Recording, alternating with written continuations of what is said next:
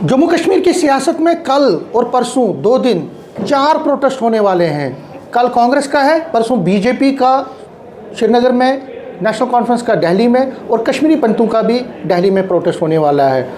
लेकिन national conference की अगर हम बात करें, ऐसा लगता है कि सर मुंडाते ही ओले पड़ रहे हैं। और ये मैं इसलिए क्यों कर रहा हूँ क्योंकि जम्मू कश्मीर से कांग्रेस के नेता को छोड़ के कोई भी पार्टी जो है, पॉलिटिकल पार्टी नेशनल कॉन्फ्रेंस के साथ नहीं जा रही है। पीडीपी ने भी आज इनकार कर दिया, सज्जाद ने कल इनकार कर दिया और परसों सईद अल्ताफ़ बुखारी ने भी साफ इनकार कर दिया था। हर्षदेव ने भी आज इनकार कर दिया है।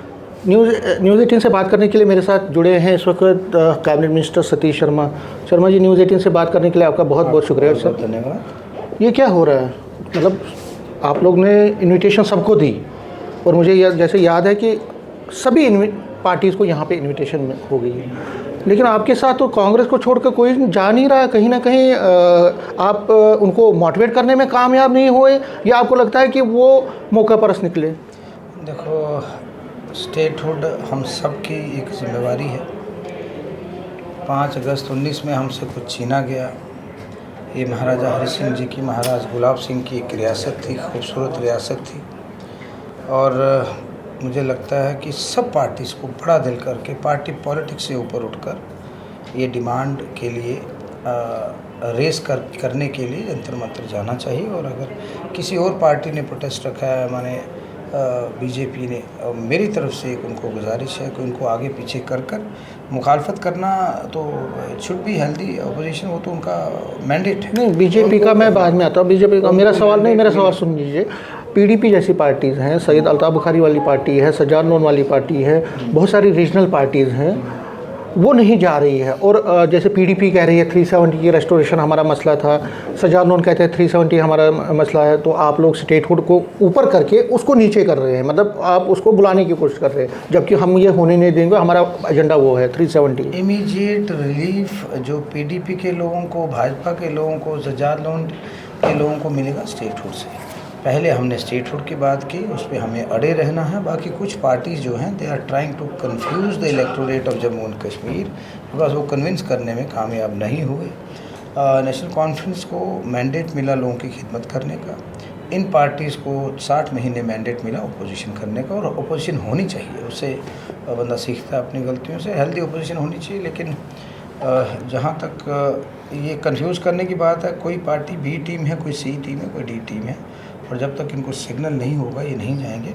लेकिन हमारा एक दायित्व बनता था सबको इनवाइट करना, बड़ा दिल करके, खुला न्योता था उनको। अगर वो नहीं जा रहे तो ये मुझे लगता है उनको दर्द कम है लोगों का। जो लोग पीछे जा रहे हैं, जो अफसरशाही आप पे हावी हो गई है, बाबू सिस्टम हावी हो गया है, उसके लिए तो हर रोज़ उनके विधायक असेंबली में बोलते हैं। आपने देखा कुछ सीनियर मोस्ट विधायक किस तरह असेंबली में उनके खिलाफ बोलते थे। तो मैं उनको यही बोलता था, मेन वजह स्टेटहुड है। 2 पावर सेंटर हो ही नहीं सकते, वो कहीं भी नहीं हो सकते 2 power center, because we have seen governments working before.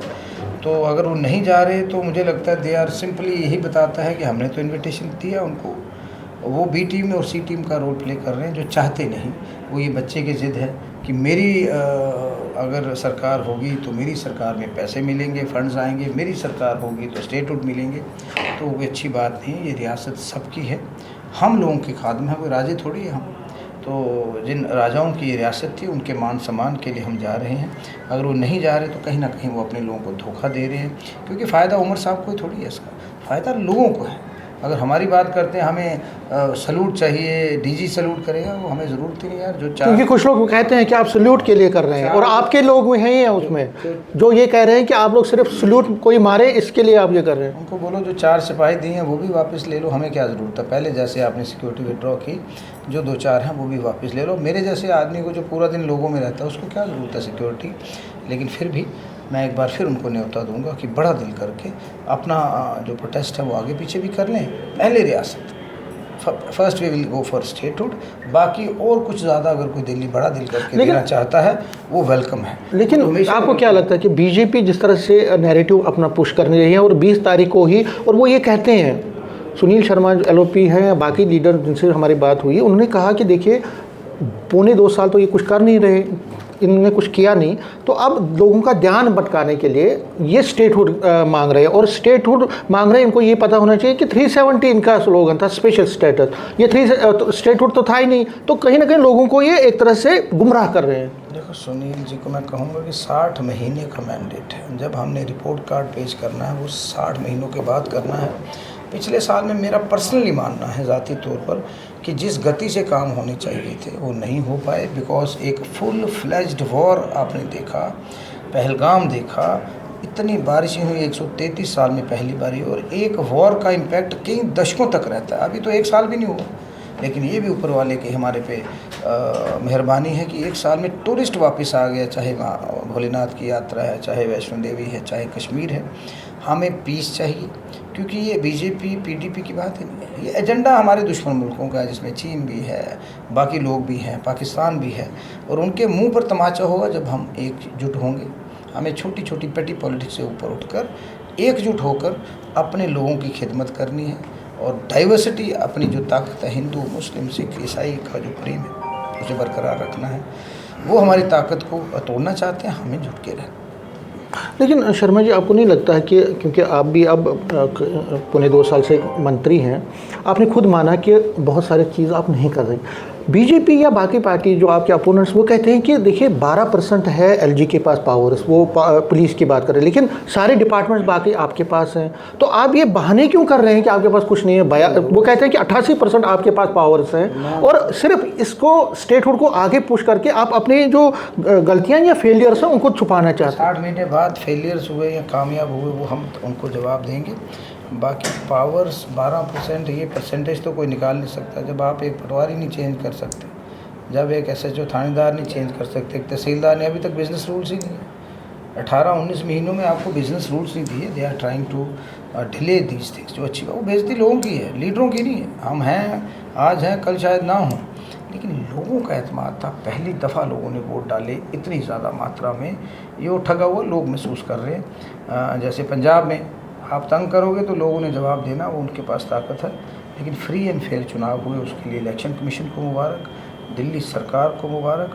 Failure और पास होने का जो है, देखो एवरेज हमेशा लास्ट के 10 ओवरों में निकलती है। ये पहले जो हमारे 10-15 महीने थे, इसमें शायद वो एवरेज नहीं निकली, क्योंकि जंग था। जंग के बाद सारे फंड्स चले जाते हैं बॉर्डर पे, बाढ़ आई तो सारे फंड्स डाइवर्ट हो जाएंगे वहाँ पर। तो अब जो अगला सेंटर के ओवर्स हम खेलेंगे या लास्ट के ओवर्स खेलेंगे, उसमें अच्छी गति से हम काम करेंगे। बहुत सारे अच्छे काम हुए हैं।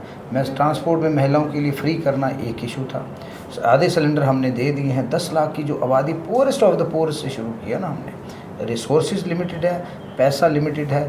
पहले जितनी लिबरल फंडिंग होती थी शायद अब नहीं होती, because we have seen governments working. अफसरशाही हावी है, काम रोकती है। जो फाइल 2 दिन में होनी है उसको 2-3 महीने लगते हैं।